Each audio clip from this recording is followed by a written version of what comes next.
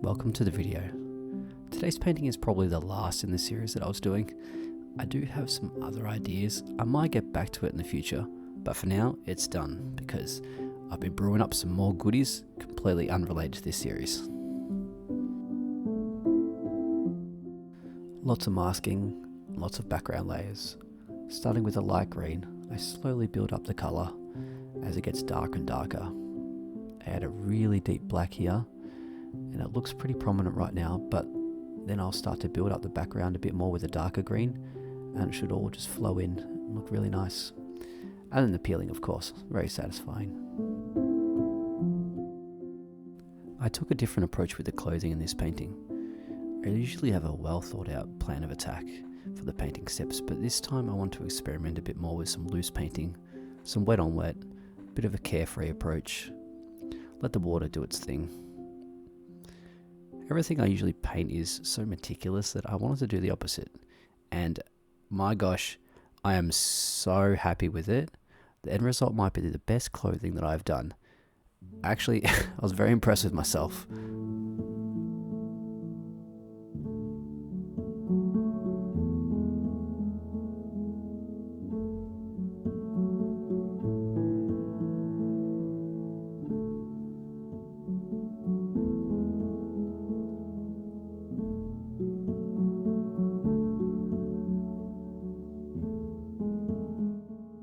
Onto the skin, I mixed some yellow ochre and alizarin crimson and a tiny bit of cobalt blue together to get the tone I wanted.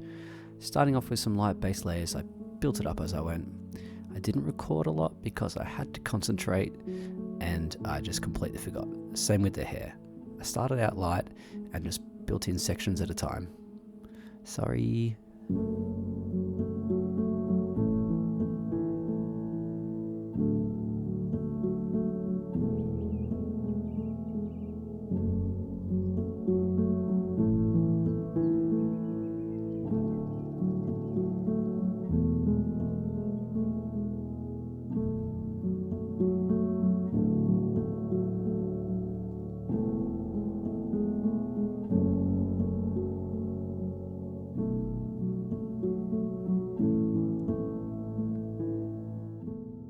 This might be the most satisfying part, the peeling of this. The dark background with the lightly masked area and the perfect peel where it didn't bleed into the painting at all and it's just crisp.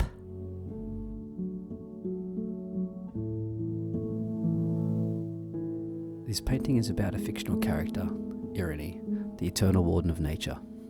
Long before kingdoms were etched upon the maps and before mortals named the stars, the world was watched by two eternal powers. The first was the guardian of nature, Freya, a celestial protector whose purpose was not to rule life, but to nurture it. He embodied harmony itself, ensuring that every living thing existed in perfect balance. And the second was Gaia, the primordial mother of Earth, older than the Olympians and as ancient as creation itself. Gaia's heartbeat echoed beneath every mountain, every ocean, and every forest. She was the source of all life and the living earth incarnate. Together they created a single successor. From the sacred light of peace and the primordial soul of the earth, Eirené was born. The moment she entered existence, the trees burst into blossom and the heavens fell silent.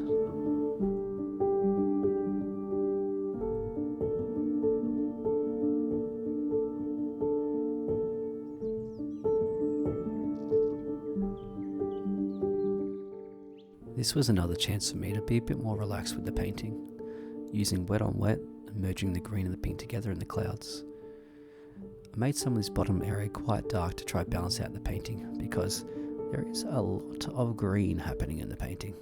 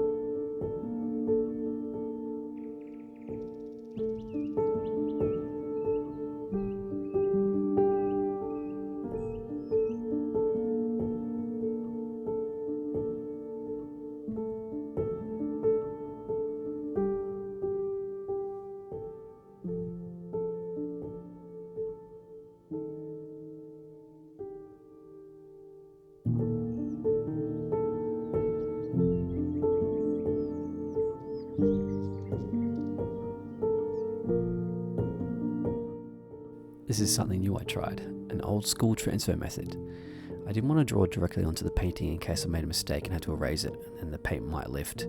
So I used this paper to draw the flowers I needed and then transfer it over to the painting. It didn't work as well as I wanted, but it got just enough on there where I could see the outline. Then it was time for the acrylic gouache.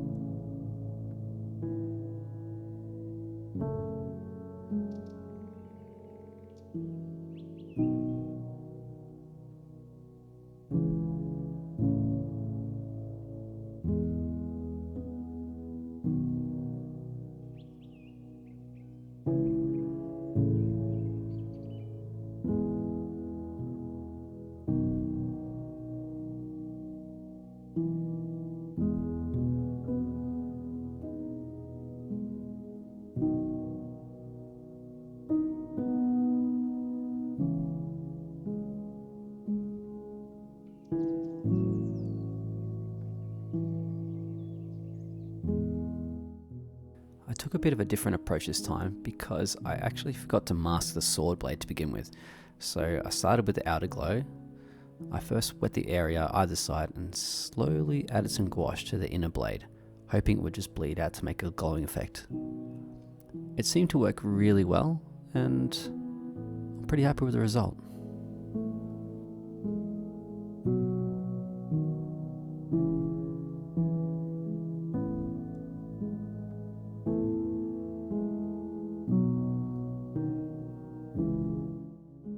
I peeled the tape off and I started painting the white blade. It was a little bit different this time because usually I have the base white to play off, but I had to just fill it all in, and the gouache didn't exactly go as smoothly as I liked, but it kind of left a nice texture, which actually was a bit of a bonus. Then I started painting the white petals around the blade.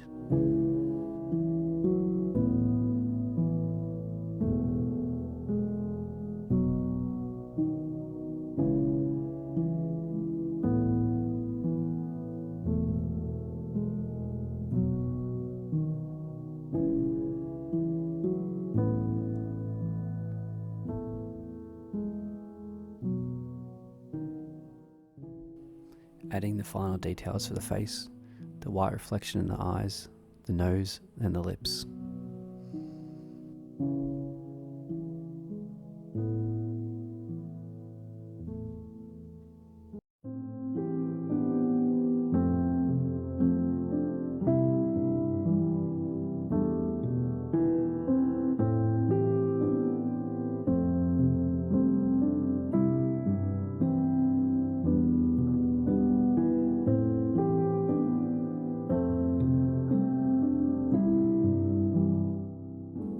The final stage, the gold leaf. I kept it rather minimal with this one as I didn't think it needed much. I added some gold lines to follow the existing curvature and some lines that followed the flow of the petals.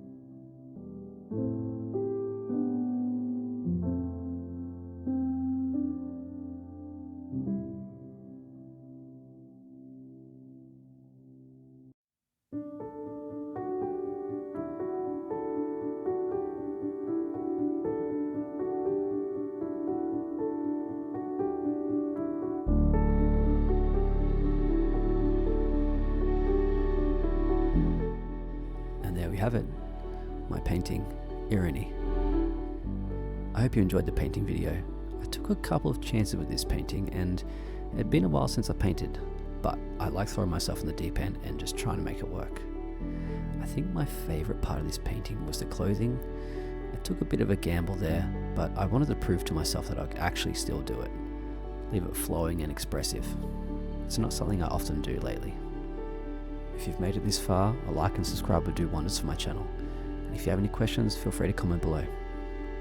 Wherever you are, whatever time it is, I hope you're having a good day. Until next time, keep creating, and thanks for watching.